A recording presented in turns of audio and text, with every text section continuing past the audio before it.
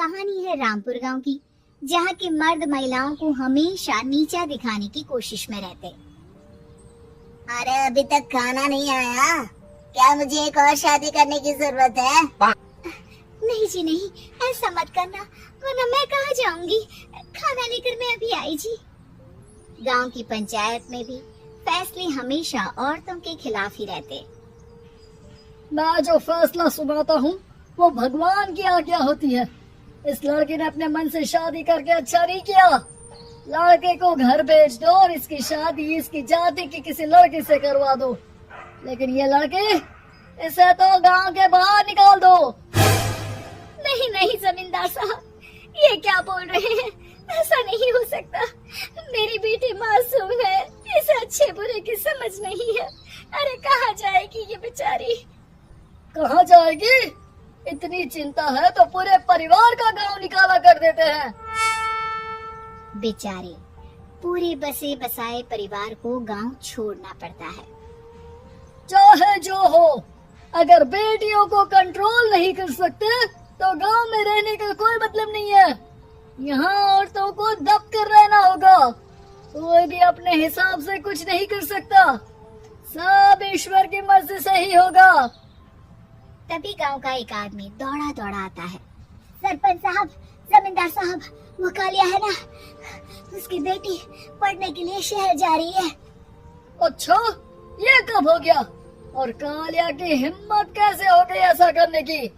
लेकर आओ उसे और उसकी बेटी को। बस फिर क्या था, हाजिर हो जाते हैं कालिया और उसकी बेटी सरपंच के सामने।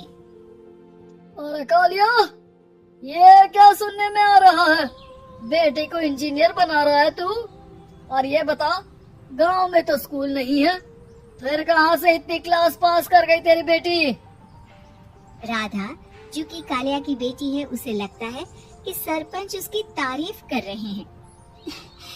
सरपंच जी, मैंने ऑनलाइन पढ़ाई की है, डिस्टेंस लर्निंग से।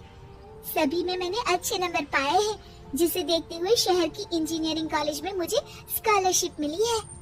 वाह जी वाह, क्या होती है ये? पहले तो ये बताओ, फिर आगे की बात करते हैं। पूरा गांव राधा की बात सुन रहा था और राधा बोलती जा रही थी। तो ऐसे मैं फ्री में एक अच्छी शिक्षा लेकर गांव में जो कुछ परेशानियां हैं, जैसे बिजली, पानी और इंटरनेट जैसी समस्याओं के लिए काम करूंगी। मैं गांव को शहर से जोड़ने के लिए पुल का निर्माण करवाने का प्रस्ताव रखूंगी। मुझे पूरी उम्मीद है कि जल्द ही हमारा गांव भी तरक्की की राह पर चल पड़ेगा। राधा की बात सुनकर सारे गांव वाले ताली बजाने लगते हैं। सरपंच को समझ नहीं आता कि वो क्या करे। चुप रह नादान लड़की, गांव के खिलाफ जाने के लिए तुझे गांव से बेदखल कर दिया जाएगा, वो भी पूरे परिवार के साथ। और हाँ, अगर ठीक से गांव में रहना चाहती है तो ये पढ़ाई लिखाई छोड़ दे।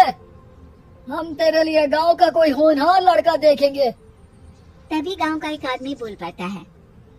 अरे नहीं नहीं सरपंच जी, राधा बिटिया जो बता रही है, अगर वैसा हो जाए तो हम लोगों को पैसा कमाने के लिए बाहर नहीं जाना पड़ेगा।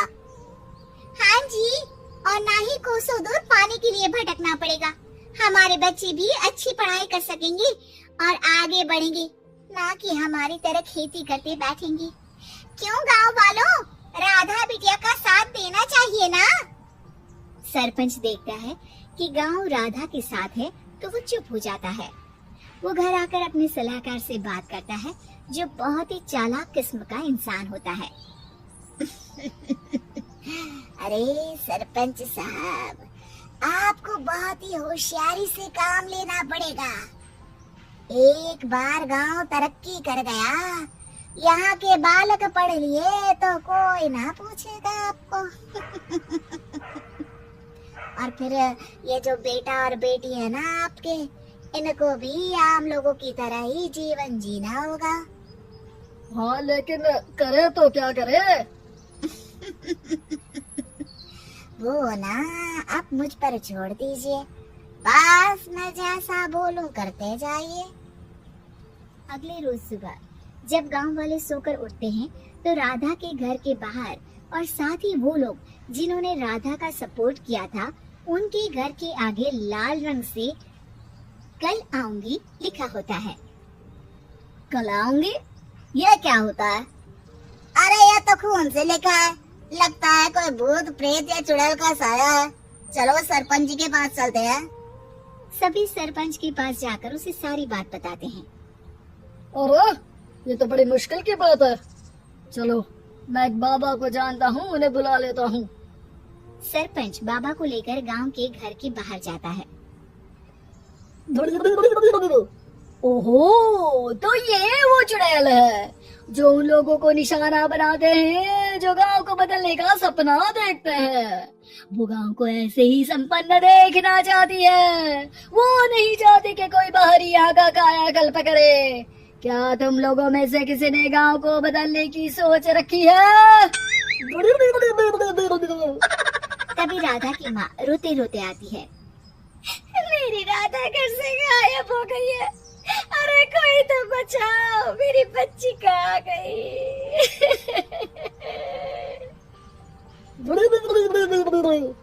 ले गई वो चुड़ैल, तेरी बच्ची को ले गई। अब वो उसे श्रापित करके छोड़ेगी, उस पर चुड़ैल का साया हो जाएगा। तभी बुरी सी हालत में राधा भी वहाँ आ जाती है। उसके बाल चुड़ैल की तरफ फैले होते हैं और कपड़ों में खून लगा होता है। सभी राधा को देखकर डर जाते हैं। माँ, पता नहीं मुझे कौन उठा कर ले गया था। अरे दूर दूर हो जा चुड़ैल, अब हम लोग इस गांव में नहीं रुकेंगे। अरे कैसी बातें कर रहे हैं आप? कल तो आप मेरे भरोसे गांव का हुलिया बदलने, अपने बच्चों को पढ़ाने और तरक्की उन्नति की बात कर रहे थे, तो आज क्या हो गया आपको? ये फिर तुम लोगों को बहकाएगी।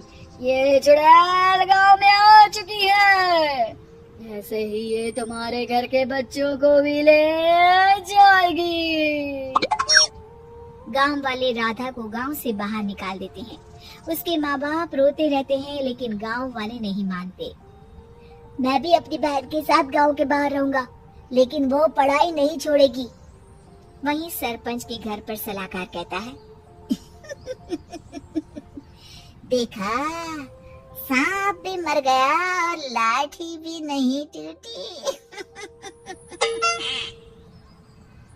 लेकिन अगले ही दिन सरपंच के घर के बाहर भी वही शब्द लिखे होते हैं। और फिर सरपंच की बीवी कहती है, हमारी बेटी को किसी ने अगवा कर लिया है। तभी राधा का भाई वहाँ आ जाता है। अरे गांव वालों, मैंने सरपंच जी की बेटी को देखा था। वो चुड़ैल उसे उठाकर ले जा रही थी। अरे क्या मजाक कर रहे हो? नहीं नहीं सरपंच जी, आप नहीं जानते। वो चुड़ैल अब आपकी बेटी में आ जाएगी, जैसे राधा के अंदर आ गई थी। तभी सरपंच की बेटी वैसी ही हालत में वहाँ आती है जैसे राधा आई थी। पापा, पता नहीं कैसे मैं गायब हो गई थी। चुड़ैल, इसके अंदर भी चुड़ैल का साया है, मारो इसे। अरे नहीं नहीं, इसे भी राधा के पास गांव के बाहर ही भेज दो। अरे चुप रहो, मेरी बेटी कहीं नहीं जाएगी और चुड़ैल वुड़ैल कुछ नहीं होता है। अरे कैसे बात कर रहे हो सरपंच जी? आप तो बोल रहे थे कि आपका फैसला भगवान का ज्ञान होता है, तो अपने पर बात आई तो अब आप ऐसे बोल रहे हैं। अरे ना ना ना, आपको अपनी बेटी को त्यागना ही होगा। अरे बुलाओ बाबा को। राधा का भाई बाबा को ले आता है, जिसे अब गांव वालों के डर के कारण सच बोलना पड़ता है। मैं कोई बाबा नहीं हूँ, मैं तो मोची था। ये सलाहकार महोदय ने मुझे कहा था एक्टिंग करने को। वो मुझे पैसे देने वाले हैं। अब मुझे माफ कर दो। गलती हो गई, मुझे माफ कर दो। तभी वहाँ राधा आ जाती है। देखा सरपंच जी, जब गांव के बच्चे साक्षर होंगे तो आप जैसे लोगों की चालाकी नहीं चलेगी।